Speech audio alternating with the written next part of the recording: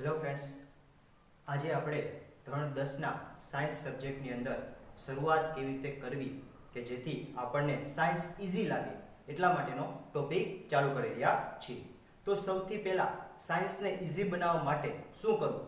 તો કે સૌથી પહેલાં આપણને પરમાણુના બંધારણ વિશેનો થોડોક ખ્યાલ હોવો જોઈએ. તો શરૂઆત પરમાણુના બંધારણથી કરીએ કે પરમાણુનું બંધારણ છે કેવા પ્રકારનું હોય? તો કે પરમાણુની અંદર છે 3 પ્રકારના અપરમાણ્વીય કણો આવેલા હોય.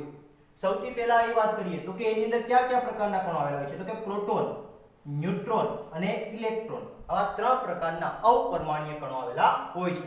પ્રોટોન ઉપર છે હંમેશા છે એ ધન વિદ્યુતભાર રહેલો હોય અને ન્યુટ્રોન ઉપર છે કોઈ પણ પ્રકારનો વિદ્યુતભાર હોતો નથી અને ઇલેક્ટ્રોન ઉપર છે એ ઋણ વિદ્યુતભાર આવેલો હોય છે, જેને આપણે સિમ્બોલાઇઝ કરીને આ રીતે બતાવીએ છીએ. આ છે પ્રોટોન, આ છે ન્યુટ્રોન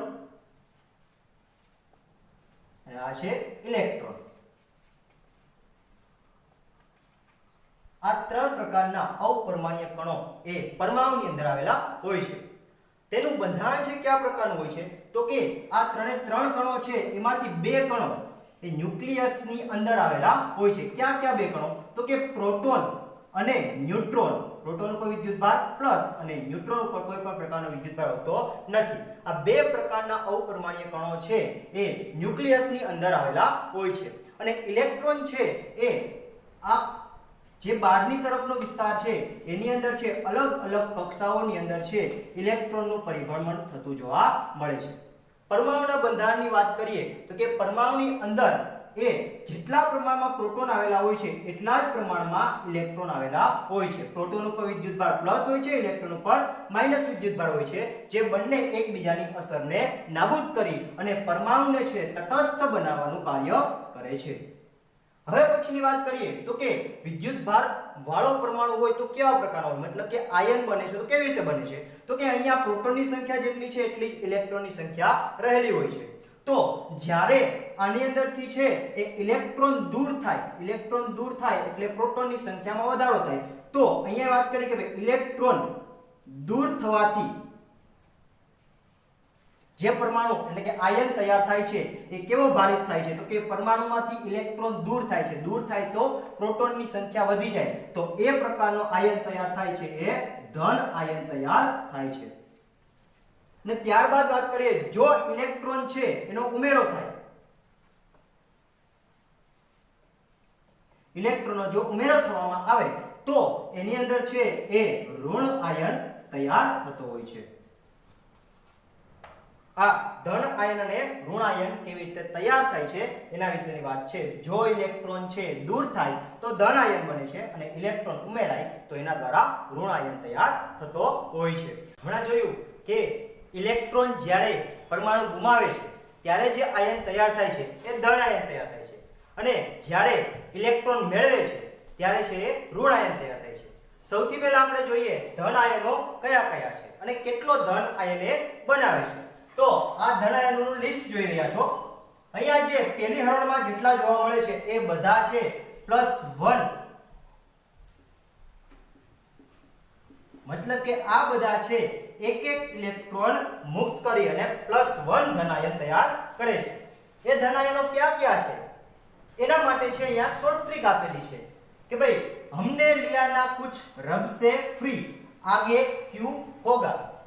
જે બધા છે એ ધન આયન બનાવે છે પણ +1 ધન આયન બનાવે છે.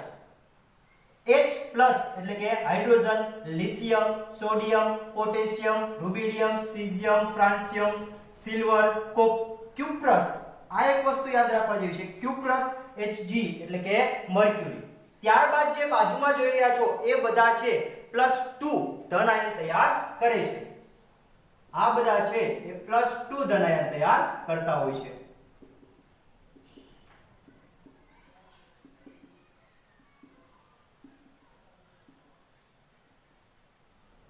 આને યાદ રાખવા માટે શોર્ટ ટ્રિક તો કે બેટા માંગે કાર સુંદર બાપા રાજી, મન કો ની જાને ફેંકું પબજી. અત્યારે પબજી નો ક્રેઝ છે પણ એને શું કરવાનું છે?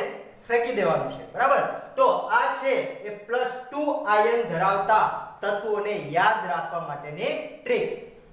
Be એટલે કે બેરિલિયમ, Mg એટલે કે મેગ્નેશિયમ, Ca એટલે કેલ્શિયમ, Sr એટલે સ્ટ્રોન્શિયમ, Ba એટલે બેરિયમ, Ra એટલે રેડિયમ જે લાઇટ ની અંદર ચમકતી ઘડિયાળમાં આવતું એ, Mn એટલે મેંગેનીઝ, Co એટલે કોબાલ્ટ, Ni એટલે નિકલ, Zn એટલે ઝિંક, Fe +2 વિદ્યુતભાર છે એટલે એને ફેરસ કહેશું, Cu +2 એટલે કે ક્યુપ્રિક. હવે અહીંયા એક કન્ફ્યુઝન ઊભું થાય છે. જો અહીંયા છે કોપર છે, અહીંયા પણ કોપર છે, તો અહીંયા છે ક્યુપ્રસ કીધું ને અહીંયા ક્યુપ્રિક કીધું. આવું કેમ? તો કે આવું થવા માટેનું એક કારણ એ છે કે કોપર એ બે પ્રકારના વિદ્યુતભાર ધારણ કરી શકે, કોપર +1 અને કોપર +2. આ બે પ્રકારના વિદ્યુતભાર ધારણ કરી શકે છે. જ્યારે +1 વિદ્યુતભાર હોય ત્યારે કોપરની પાછળ છે અસ પ્રત્યય લાગે છે અને +2 વિદ્યુતભાર હોય ત્યારે એની પાછળ છે ઇક પ્રત્યય લાગે છે.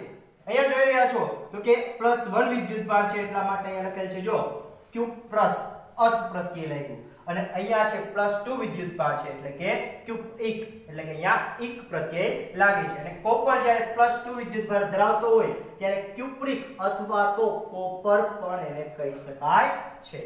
આટલી વસ્તુ આપેલી છે એટલા માટે આ એક ખાસ કિસ્સો છે, ધ્યાનમાં લેવો. હવે જો આ માત્ર કોપર માટે લાગે એવું જરૂરી નથી. Fe નો જોઈએ તો કે અહીંયા તમે જોઈ રહ્યા છો કે અહીંયા Fe આપેલું છે, Fe +2 વિદ્યુતભાર છે. અહીંયા જે આપેલું છે Fe એના પર +3 વિદ્યુતભાર છે, +3 વિદ્યુતભાર છે અને અહીંયા 2 છે. તો 2 છે ત્યારે એને અહીંયા નામ આપે છે ફેરસ, અને જ્યારે +3 છે ત્યારે નામ આપે છે ફેરિક. આનો મતલબ શું થાય તો કે જેના ઉપર વિદ્યુતભાર ઓછો હોય એની પાછળ છે અસ પ્રત્યય લાગે, અને વિદ્યુતભાર વધુ હોય એની પાછળ ઇક પ્રત્યય લાગે. એટલા માટે જો +2 અને +3 માંથી મોટું કોણ તો કે +3, એટલા માટે એની પાછળ ઇક પ્રત્યય લાગ્યું અને અહીંયા છે એ અસ પ્રત્યય લાગેલું છે. અહીંયા રહેલા જે ત્રણ તત્વો છે એ બધા છે +3 વિદ્યુતભાર ધારણ કરતા હોય.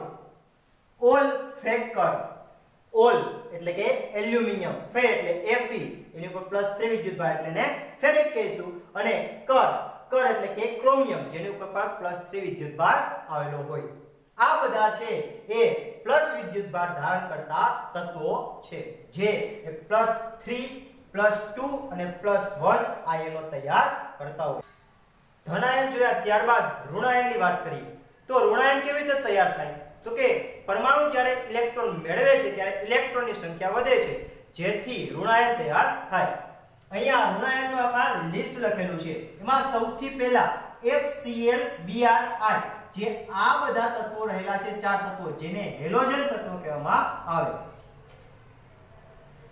એ સિવાય એક વધારાનું OH, આ 5 ઉપર છે એ ઋણ વિદ્યુતભાર આવેલો હોય પણ -1 એટલે કે -1 વિદ્યુતભાર આવેલો હોય. ત્યારબાદ વાત કરીએ તો કે ઓક્સિજન અને સલ્ફર ઉપર છે એ -2 વિદ્યુતભાર આવેલો હોય. હવે વાત કરીએ તો કે આ બધાનું નામકરણ કરવાનું આવે ત્યારે કેવી રીતે કરવામાં આવે તો કે આ ઇલેક્ટ્રોન મેળવે છે, આપણને ખબર છે કોઈ પૈસા આપતું હોય તો એ સારો વ્યક્તિ કહેવાય, પણ જો એ પૈસા કોઈ ભેગા કરતું હોય તો વ્યક્તિ ખરાબ હોય. એનું એક એક્ઝામ્પલ આપું કે ભાઈ કોઈ એક વ્યક્તિ છે જેનું નામ ધનજીભાઈ છે, જો એ આખા ગામને પૈસા આપતો હોય તો એને વ્યવસ્થિત બોલાવે ધનજીભાઈ, પણ જો એ આખા ગામ પાસે પૈસા લઈ લેતો હોય તો એને ધન્યો કહેવામાં આવે અથવા તો ધન્યો કહેવામાં આવે. તો અહીંયા એવું જ કંઈક છે. આને ખરેખર કહેવાય ફ્લોરિન, પણ એ ઇલેક્ટ્રોન મેળવી અને ઋણાયન તૈયાર કરે એટલા માટે એને ફ્લોરિનની જગ્યાએ ફ્લોરાઇડ કહેવામાં આવે. ક્લોરીન પણ એવી જ રીતે ક્લોરીનની જગ્યાએ ક્લોરાઇડ કહેવામાં આવે. બ્રોમિન ને બ્રોમાઇડ, આયોડિન ને આયોડાઇડ. OH અહીંયા હાઇડ્રોજન ને ઓક્સિજન ભેગા છે એટલા માટે હાઇડ્રોજન પ્લસ ઓક્સિજન એટલા માટે નામ બને છે હાઇડ્રોક્સાઇડ. એવી રીતે ઓક્સિજન એની ઉપર -2 વિદ્યુતભાર એને પણ ઇલેક્ટ્રોન લીધેલા છે એટલા માટે એને કહેવાય છે ઓક્સાઇડ. અહીંયા સલ્ફરની વાત કરીએ, સલ્ફર સાથે છે બીજા 3 તત્વો લખેલા છે, 3 સંયોજન લખેલા છે તો કે સલ્ફર છે એની ઉપર -2 વિદ્યુતભાર એટલે એને સલ્ફાઇડ કહેવાય. SO3 એની ઉપર -2 એટલે એને સલ્ફાઇડ કહેવાય.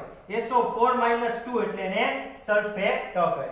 અહીંયા જોઈ લો તો કે અહીંયા ઓક્સિજનની સંખ્યા 4 છે, અહીંયા છે 3 છે એટલા માટે અહીંયા નામ બને છે સલ્ફાઇડ અને સલ્ફેટ. જેની ઉપર છે ઓક્સિજનની સંખ્યા વધુ હશે એને આ રીતે એડ પ્રત્યય લગાડવામાં આવશે. ઉપરથી અહીંયા જોઈએ. હવે આને યાદ કેવી રીતે રાખવા આ ત્રણેયને એકબીજામાં મિક્સ ના થાય એટલા માટે શું કરવું તો કે ત્રણેય એકબીજામાં મિક્સ ના થાય એટલા માટે આ વસ્તુને એકને યાદ રાખવી કે ભાઈ સલ્ફર એટલે અહીંયા લાસ્ટમાં છે એ સલ્ફર વાળી વાત છે ત્યારે પાછળ છે ડ આવે છે સલ્ફરની પાછળ ડ એની નીચે ઓછા ઓક્સિજન વાળું તત્વ એની પાછળ આવે છે ટ એટલે સલ્ફાઇડ અને સલ્ફાઇડ એવી રીતે વધુ ઓક્સિજન વાળું હોય ને સલ્ફેટ અહીંયા નાઇટ્રોજન છે નાઇટ્રોજન ઉપર -3 વિદ્યુતભાર હોય ખાલી એક જ તત્વ તો શું લાગશે નાઇટ્રોજન નું શું થઈ જશે નાઇટ્રાઇડ પેલું છે શું થશે ડ ઓછા ઓક્સિજન વાળું તો કે નાઇટ્રાઇટ વધુ ઓક્સિજન વાળું તો કે નાઇટ્રેટ પણ અહીંયા એક વસ્તુ ખાસ નોંધવા લાયક છે કઈ તો કે નાઇટ્રોજન ઉપર -3 છે પણ જ્યારે NO2 અને NO3 હોય છે ત્યારે વિદ્યુતભાર -1 આવેલો હોય આ વસ્તુ છે એ ખાસ નોંધવાની બાકી બધામાં જો અહીંયા -2 અહીંયા લાસ્ટ ની અંદર ફોસ્ફરસ આવેલો છે વિદ્યુતભાર -3 છે એટલા માટે એને કહેવાશે ફોસ્ફાઇડ એકલું તત્વ છે એટલા માટે ફોસ્ફાઇડ ઓછા ઓક્સિજન વાળું હોય તો ફોસ્ફાઇટ અને વધુ ઓક્સિજન વાળું હોય તો ફોસ્ફેટ બધા ઉપર -3 વિદ્યુતભાર પણ અહીંયા રહેલા તત્વ છે એમાં માત્ર એક ઉપર -3 છે બાકીના બે તત્વો ઉપર -1 વિદ્યુતભાર રહેલો છે એ સિવાયની વાત કરીએ તો ઓક્સિજનની સાથે જ એક આવશે CO3 જેની ઉપર પણ -2 વિદ્યુતભાર રહેલો હોય છે તે કાર્બોનેટ તરીકે ઓળખીએ છીએ તો આ છે ઋણ આયનોનું લિસ્ટ ધન આયનોની અંદર એક બહુપરમાણુય સંયોજન આવેલું છે જેને કે NH4 જેની ઉપર વિદ્યુતભાર +1 રહેલો હોય આને કહેવામાં આવે છે એમોનિયમ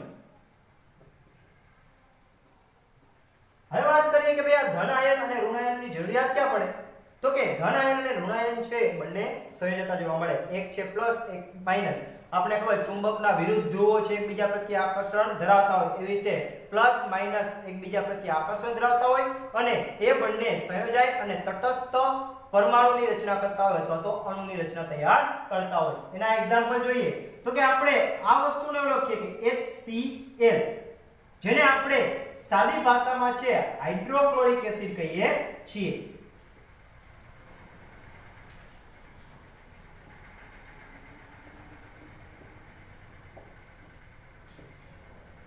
હવે આપને હમણાં જોઈ લીધું લિસ્ટ કે ભાઈ હાઇડ્રોજન ઉપર છે એ +1 વિદ્યુતભાર રહેલો હોય અને Cl ઉપર છે એ -1 વિદ્યુતભાર રહેલો હોય તો બંને સંયોજાય પ્લસ અને માઈનસ એકબીજાની અસર નાબૂદ કરી દે અને એની ઉપર છે એ વિદ્યુતભાર આવે છે એ 0 વિદ્યુતભાર આવે છે તટસ્થ થવાના લીધે હવે આનું IUPAC નામ કેવું હોય તો શું કહી શકીએ તો કે હાઇડ્રોજન પર પ્લસ વિદ્યુતભાર હોય તેને શું કહેતા હતા તો કે એને હાઇડ્રોજન જ કહેતા હતા પરંતુ Cl ઉપર માઈનસ વિદ્યુતભાર હોય તો ત્યારે એને શું કહેવામાં આવે છે તો કે ત્યારે એને ક્લોરાઇડ કહેવામાં આવે છે તો આનું ખરેખર છે IUPAC નામ શું થશે તો કે હાઇડ્રોજન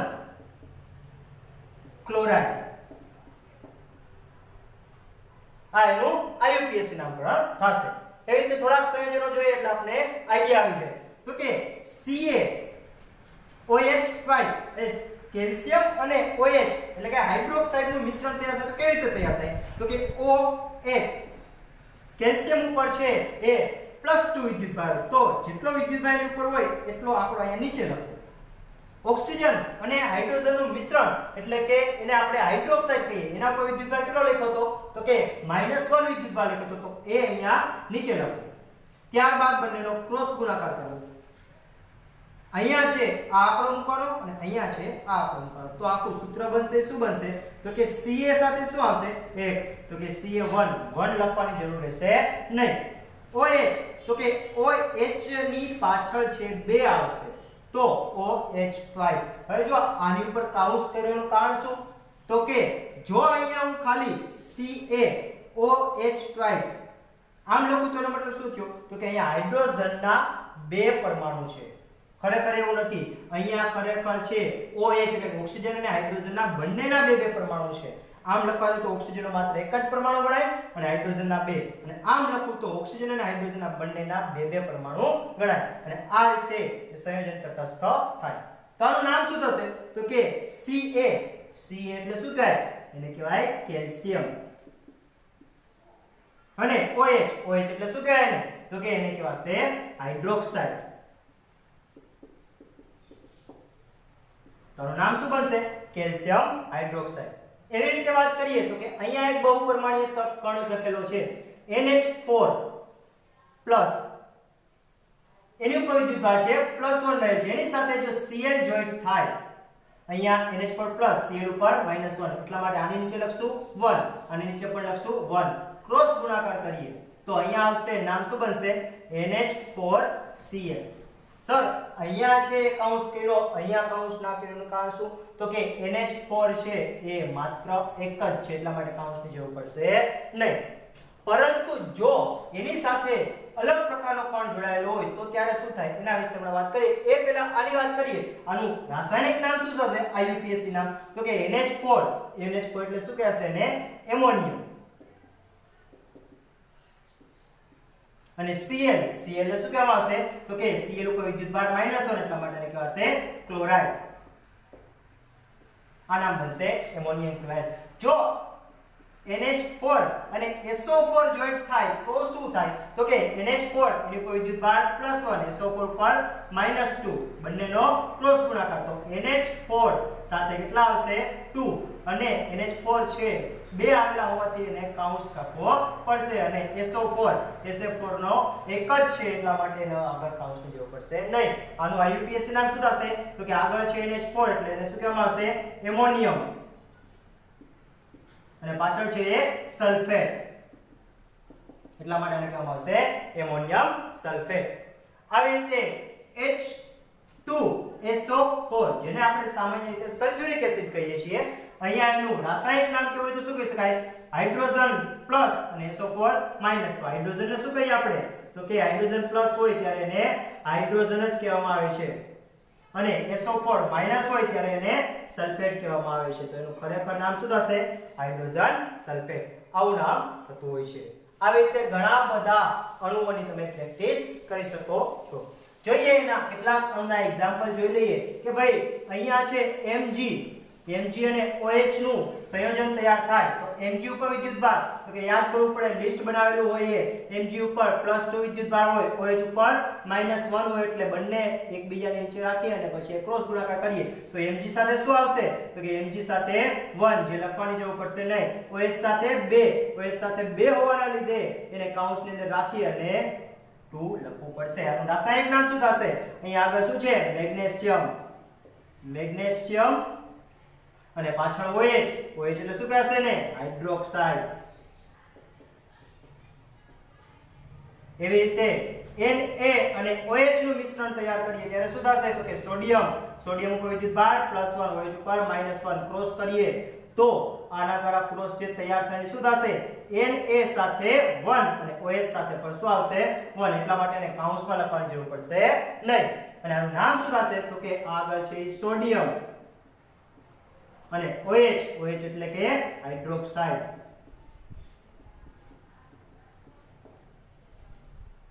આવી રીતે કોઈ પણ તમને નામ આપેલા હોય તો એના IUPAC નામ છે તમે જાણી શકો અથવા તો કોઈ પણ નામ આપેલું હોય એના ઉપરથી છે તમે સૂત્ર લખી શકો. એટલા માટે આ ઋણાયન અને ધનાયન જાણવા જરૂરી હોય અને ત્યારબાદ આ કેટલા પરમાણુ અથવા તો બહુપરમાણુય કણો એકબીજા સાથે સંયોજાય અને જે આખું સંયોજન તૈયાર કરે છે એ જાણવા માટે આ વસ્તુ જરૂરી હોય. બાકી ઘણા બધા લોકો એવા હોય છે કે ભાઈ આ Mg OH આમ લખી નાખીને કહી દે ભાઈ મેગ્નેશિયમ હાઇડ્રોક્સાઇડ.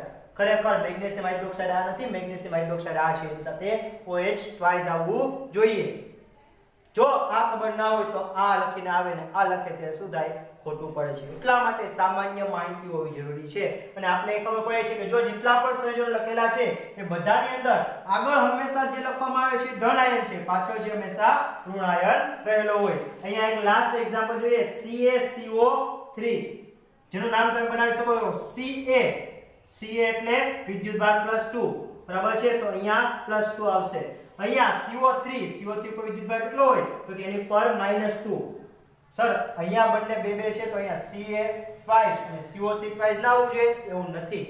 કેમ નહીં થાય તો કે અહીંયા જો બંને આંકડા સરખા હોય તો એ બંનેને છે એ સંખ્યા વડે ભાગો એટલે આને 2 વડે ભાગો એટલે અહીંયા આન્સર આવશે 1, આને 2 વડે ભાગશો તો આન્સર આવશે 1. આ બંનેનો ક્રોસ ગુણાકાર કરો એ લખવાનું હોય છે. બંનેનો ક્રોસ ગુણાકાર કરીએ એટલે Ca સાથે 1 આવશે, CO3 સાથે 1 આવશે. આ રીતે સંયોજન તૈયાર થાય છે CaCO3, જેનું IUPAC નામકરણ થશે.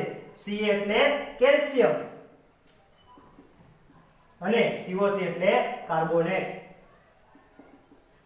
જેને આપણે કેલ્શિયમ કાર્બોનેટ એટલે કે ચૂનાનો પથ્થર કહીએ છીએ.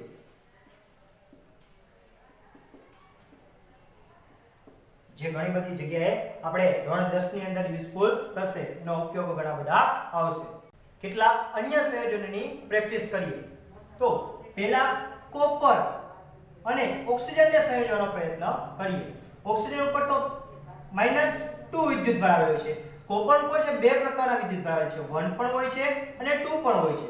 તો આ બંને સંયોજન કેવી રીતે તૈયાર થાય? તો કે કોપર ઉપર જ્યારે +1 વિદ્યુત ભાર હોય ત્યારે આનો ક્રોસ ગુણાકાર કરીએ તો Cu સાથે શું આવશે? તો કે Cu સાથે 2 અને ઓક્સિજન સાથે 1 આવશે એટલે Cu2O. અને ત્યારબાદ છે એ +2 વિદ્યુત ભાર હોય ત્યારે તો કે બંને 2 તો બંનેને 2 વડે ભાગવું પડશે. તો બંનેને 2 વડે ભાગવામાં આવે તો આન્સર વધશે 1. જો આ બંનેનો ક્રોસ ગુણાકાર કરીએ તો Cu સાથે આવશે 1 અને ઓક્સિજન સાથે પણ 1 આવશે એટલે ઈ સંયોજન બનશે CuO.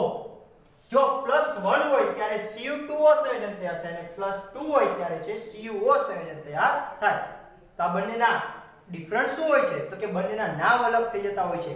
મેં આગળ વાત કરેલી હતી જ્યારે +1 વિદ્યુત ભાર હોય ત્યારે છે એને શું કહેવામાં આવશે? તો કે ત્યારે એના પ્રત્યય અસ લાગશે એટલે આ બનશે એ ક્યુપ્રસ ઓક્સાઇડ કહેવાશે.